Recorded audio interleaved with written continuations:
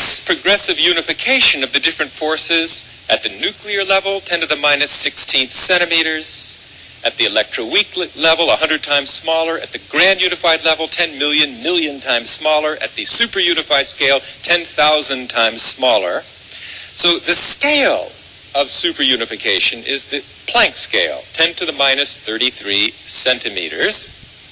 Technically, this is known as weensy-teensy. It is millions upon millions of times smaller than the nuclear dimension. The dynamism of nature is so intense at this super unified scale that space-time boils. This is called the boiling of space-time geometry, the emergence of space-time foam. Why is nature so intense down there that space-time would boil? That's the quantum principle, the uncertainty principle. Maybe you've heard the term. The uncertainty principle of quantum mechanics is the principle of increasing dynamism at fundamental scales. If you've ever wondered why nuclear power is 1,000,000 times more powerful than chemical energy, it's because chemical energy results from the manipulation of atoms in a molecule. Nuclear energy results from the manipulation of nucleons in a nucleus, which is 1,000,000 times smaller, 1,000,000 times more fundamental, and according to quantum mechanics, 1,000,000 times more powerful. So the energy dynamism of the nucleus is due to its small scale. The super unified scale, 1,000 million times smaller, is virtually infinite in its dynamism.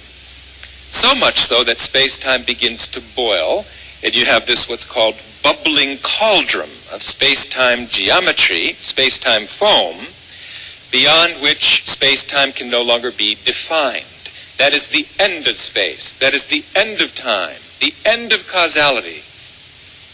By the way, these bubbles that you see arising from this boiling of space-time geometry, which is an eternal reality at that super unified scale, some of these bubbles grow.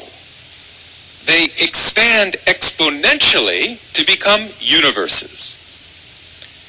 Every cubic centimeter of space percolates 10 to the 144th universes per second.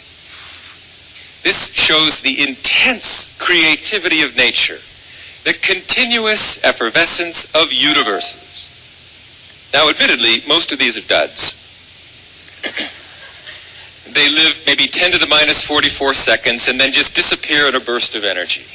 But many of them grow, are propelled into this process of exponential expansion called inflation, and lead ultimately to the emergence of galaxies and clusters of galaxies and stars.